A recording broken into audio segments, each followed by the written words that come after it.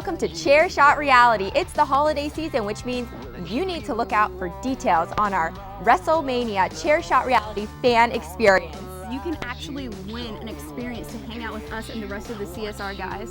I mean, talk about a great holiday gift. Who wouldn't want to hang out with Sam and I? I know, right? But you know who's not going to be at WrestleMania? Well, we're going to be there, so I think you're talking about CM Punk. That is who I'm talking about. All right, guys, what do you think about that?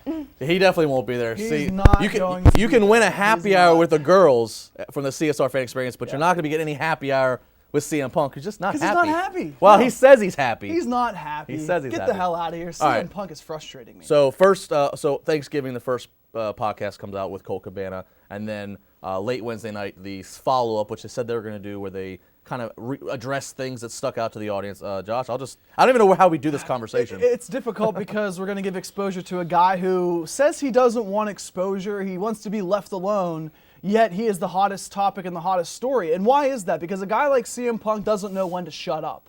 You know, he has been so silent for so long, but ironically, he doesn't know when to shut up. He complains, he bitches, he moans time and time again how he's been treated in WWE. I understand that. Actually, no, I don't understand that because I'm not a professional wrestler and I don't put my body on the line like you do 300 days a year. So I will show some sympathy for you on that end. But on the other end, when airing your dirty laundry, here's the difference. You saw Vince McMahon on the Stone Cold podcast address the situation. He did it as a professional, as somebody who knows the business and as somebody who knows to work with people. CM Punk, Phil Brooks, his biggest problem in WWE and in professional wrestling was not knowing how to deal with people in a professional environment. And the thing that really bothers me, Justin, is a lot of people love CM Punk. They love what he's done. They love the things he did in WWE. Who has he really helped in WWE aside from himself? Well, that's an interesting question to pose, and that's a whole other debate. I'll say this. First off, as you said, you know, neither of us are professional wrestlers. No, we don't know what it's like to put our body on the line like he did 300 days a year for that many years.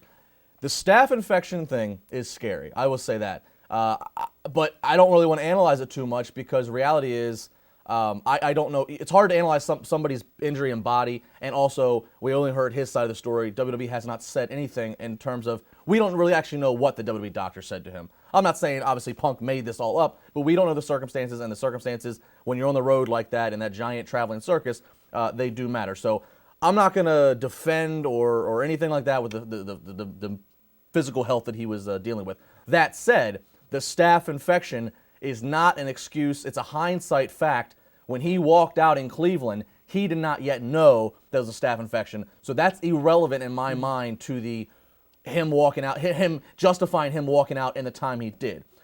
I will say this. If the things he's talking about in terms of, you know, he wanted to do sponsors and then Brock Lesnar got all this stuff. I don't know. It is what it is. I'm not saying that he was treated perfect. I'm not saying WWE didn't have fault. Again, we only know one side of the story.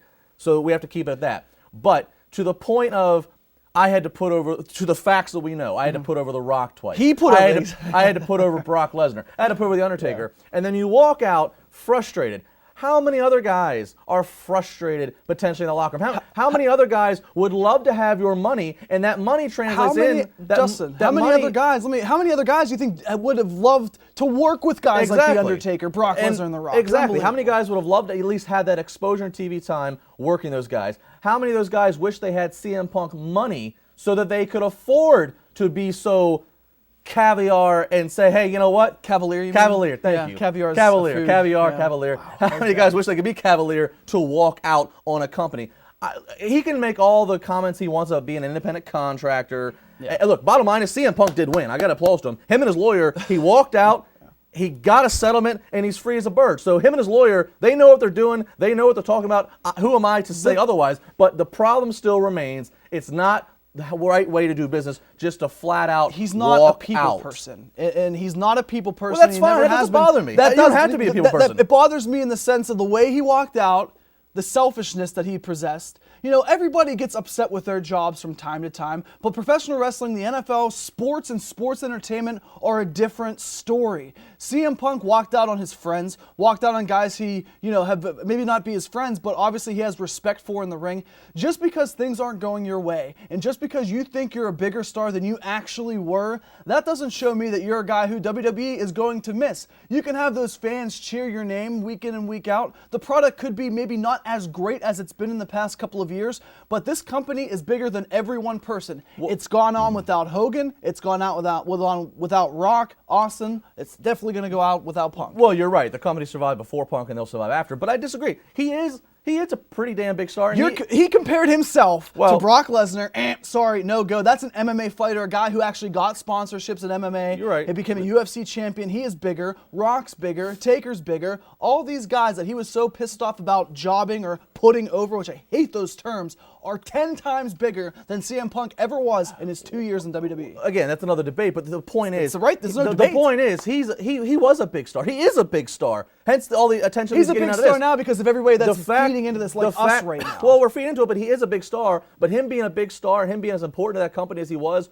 all the more reason you don't walk the hell out. You know, it's one thing when Joe Schmo decides he's tired of working retail or tired of working the food service industry, and he leaves and doesn't give a 2-week notice. He'll get away with it. But you know what? That employer, that retail or that food service, they did not have as much invested in that in Joe Schmo, and they were not paying Joe Schmo as much money as WWE. WWE had Punk on the side of trucks. They had everything built around him. He was going to work Triple H at WrestleMania.